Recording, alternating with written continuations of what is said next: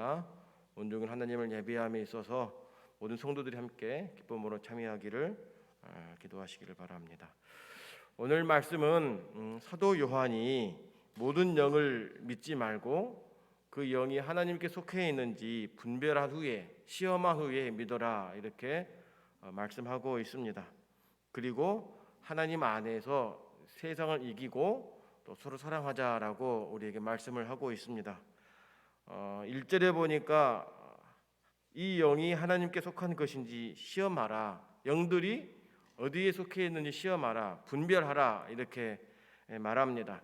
당시 헬라 이원론적인 그 사고에 의하면 영적인 것은 선하지만 육적인 것은 악하다, 추하다라고 하는 사상이 있었습니다. 이것은 잘못된 사상입니다. 영이라고 해서 다 선한 것이 아닙니다. 악한 영도 있고 거짓 영도 있습니다. 그래서 영을 다 믿지 말라고 말합니다. 오직 영이 어디에 속해 있는지 시험하라고 말합니다.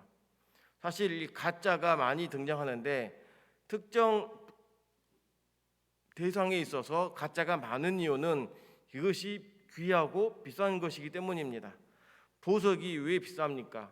그만큼 귀한 것이기 때문이죠. 그에 비해서 가짜도 많다라고 하는 것입니다. 하나님이 참이시고 예수 그리스도가 진리이시기 때문에 참과 진리를 뻗은 가짜가 많이 등장합니다. 그래서 자칫 하나님이다, 진리 예수다라고 하는 이유가 바로 여기에 있는 것입니다. 참 하나님, 참 진리신 예수님이 계시는데 이것을 자기가 내가 그다라고 말하면서 주목받기를 원하는 것이기 때문인 것입니다. 때문에 우리는 영이라고 해서 다 믿는 것이 아니라 하나님께 속해 있는지에 대해서 시험하고 분별할 수 있는 지혜가 우리 모두에게 필요하다라고 하는 것입니다. 그러면 이 분별을 어떻게 하느냐? 이게 사실 중요합니다. 어떻게 시험을 하고 어떻게 분별하느냐? 무엇을 통해서 알 수 있느냐? 이게 중요한 기준이 되는 것입니다. 오늘 성경에 있는 말씀으로만 본다면 여러 가지가 있겠지만 당시 이단들은 예수님의 성육신을 부정합니다. 예수님이 육신으로 오신 것을 인정하지 않습니다. 그래서 성육신하신 예수님에 대해 인정하느냐 부정하느냐에 따라서 이게 갈라지게 되어 있습니다. 오늘 2절 3절이 그렇게 말합니다. 하나님의 영은 이것으로 알지니라고 말하면서 분명히 말합니다. 뭘로 알 수 있느냐? 예수 그리스도께서 육체로 오신 것을 시인하는 영마다 하나님께 속한 것이요 라고 말합니다. 신하지 않으면 속한 것이 아니라고 말합니다. 명확합니다. 하나님께서 육신을 입으시고 땅에 오셨느냐 이걸 믿느냐 믿지 않느냐에 따라서 달라진다라고 하는 것입니다. 오늘도 마찬가지입니다. 오늘도 전 세계적으로 내가 예수다라고 하고 메시아다라고 말하면서 예수님의 육체에 오심을 부인합니다. 내가 메시아인데 예수님이 육체로 오신 것을 인정해버리면 자기가 가짜가 되는 것 아니겠습니까? 그들은 다 저 그리스도의 영이 불과합니다. 두 번째로 성도는 세상에 대해서 이어야 한다라고 말합니다. 4절 마지막에 보니까 너희 안에 계신 이가 세상에 있는 이보다 크다라고 말하면서 하나님께 속한 우리는 저희를 이겼다라고 말합니다. 성도 여러분, 우리의 신분이 어디에 있습니까? 우리는 예수 그리스도의 보혈로 말미암아서 하나님의 자녀가 되었음을 믿습니다. 하나님의 자녀가 되었다라고 하는 것은 내가 하나님께 속하였다라고 하는 것과 같은 의미인 것입니다. 우리가 어떤 자격이 있길래 하나님께 속한 자가 되고 하나님의 자녀가 될 수 있겠습니까? 자격으로 본다면 이것은 있을 수 없는 일입니다. 그렇지만 주님의 사랑이 먼저 우리에게 임하셨고 우리를 택하셨고 하나님의 자녀가 되게 하시며 우리를 안아주셨기 때문에 그 은혜를 누리고 있는 것 아니겠습니까? 그러니 우리가 성도가 되었고 하나님의 자녀가 되었고 내가 하나님께 속한 자다라고 하는 것은 오늘 우리에게 있어 엄청난 복 중의 복임을 믿으시기를 바랍니다. 그러한 자가 하나님을 향해 뭐라고 부릅니까? 하나님을 아버지라고 부릅니다. 감히 죄인이 죽은 자가 하나님에 대해서 아버지라고 할 정도니 얼마나 우리를 그만큼 사랑한다라고 하는 것이죠. 그런 우리가 자신 있게 세상에 대해서 이긴 자다, 이겼다라고 말하는 것입니다.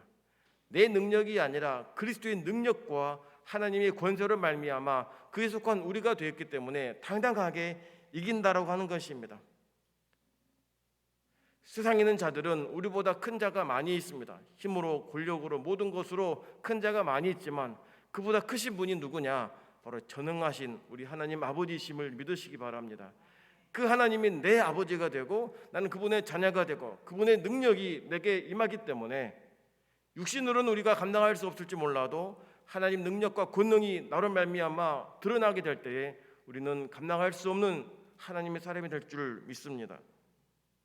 성도 여러분, 우리는 하나님께 속한 자들임을 믿으시길 바랍니다. 그런데 사실 우리가 이 땅을 살아가면서 누구의 말을 더 듣느냐, 누구의 말에 더 귀를 기울이느냐를 한번 점검해 보아야 됩니다. 우리는 입으로 하나님의 자녀다라고 말하고 방금처럼 하나님 속한 자라고 말하면서도 정작 우리의 귀는 어디에 더 열려 있습니까? 정작 우리의 눈은 어디에 더 있냐라고 하는 것이죠.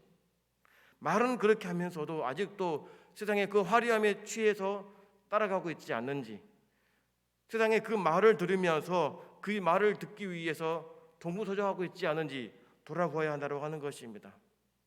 그렇다면 참으로 우리는 부끄럽지 않을 수 없습니다. 말은 그렇게 하면서도 정작 우리의 삶은 그렇게 따라가지 못하고 있으니 얼마나 부끄럽겠습니까?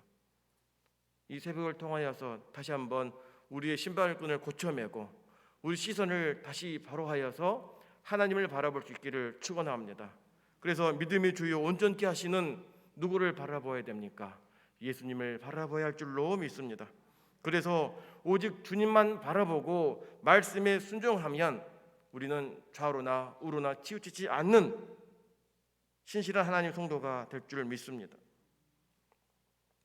매일같이 하나님의 말씀을 들어야 됩니다. 말씀 앞에 서야 되고 말씀을 들어야만이 세상의 소리에 흔들리지 않습니다. 경건 생활과 기도 생활이 날마다 내 안에 유지되어야 세상에 그 화려함이 있다 하더라도 우리는 흔들리지 않습니다. 매일의 신앙이 깨져버리고 균형이 파괴되어 버리면 하나님을 바라보아야 될 우리의 시선과 눈이 귀가 어디로 가겠습니까? 당연히 세상으로 가지 않겠습니까? 그러니 매일마다 경건 생활의 중요한 이유가 여기 있는 것입니다. 내가 바른 길을 걸어가려면, 진리의 길을 걸어가려면, 하나님이 기뻐하시는 그 믿음의 길을 걸어가려면 말씀과 기도의 자리에 서야만이 그 길을 걸어갈 수 있다고 하는 것입니다. 우리는 하나님께 속한 자입니다. 하나님께 속한 자는 하나님의 말씀을 들어야 됩니다.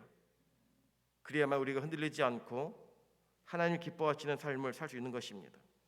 마지막 세 번째로 서로 사랑하라고 요한이 말합니다. 서로 사랑하자라고 하는 것은 우리도 서로 사랑해라라고 하는 것입니다. 함께 사랑하자라고 하는 것은 그 사랑이 드러나지 않기 때문에 사랑하라고 권면하고 있는 것입니다. 여기에 대한 사랑한다라고 하는 것은 내 형제와 이웃에 대해서 내 목숨처럼 여겨지는 모든 것들을 내려놓을 수 있는 그 의미와 같은 것입니다.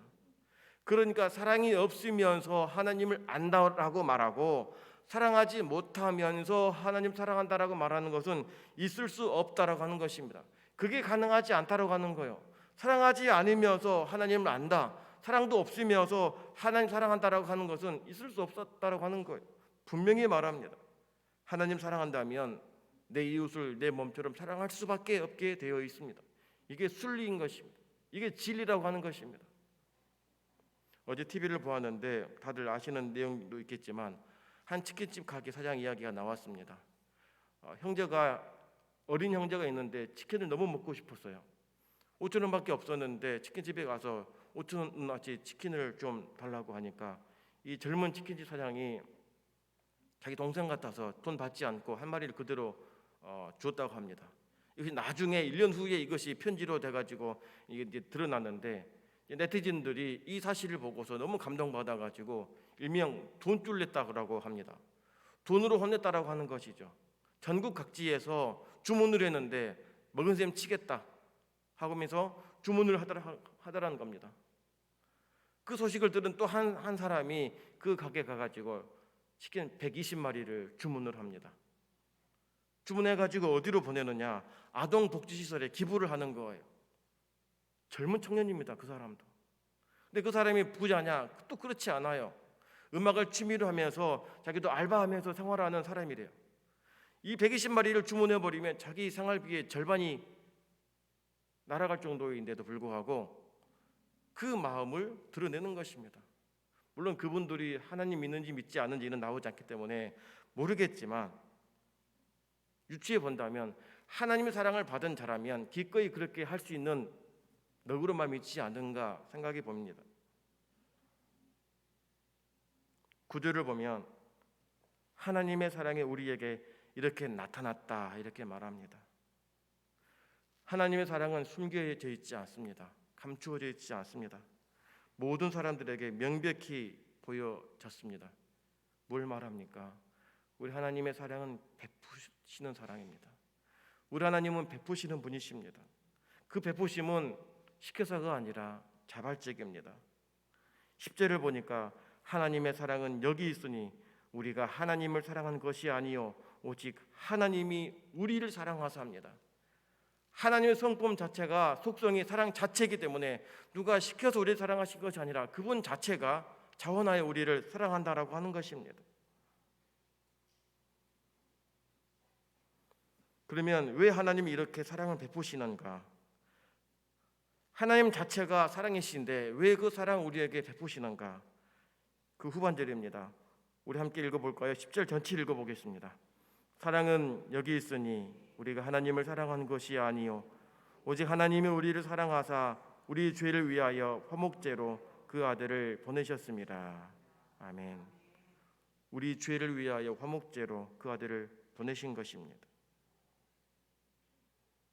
우리를 살리시기 위함입니다. 우리에게 사랑을 베푸시는 이유, 우리를 살리시기 위함입니다. 교회가 세워진 이유가 무엇입니까? 죽은 영혼 살리기 위함입니다. 예배는 하나님께 영광 돌리지만 죽은 영혼 예배를 통해 하나님 만나 살게 하기 위함인 것입니다. 사랑하는 성도 여러분, 우리가 해야 할 일이 무엇입니까? 교회가 해야 할 일이 무엇입니까?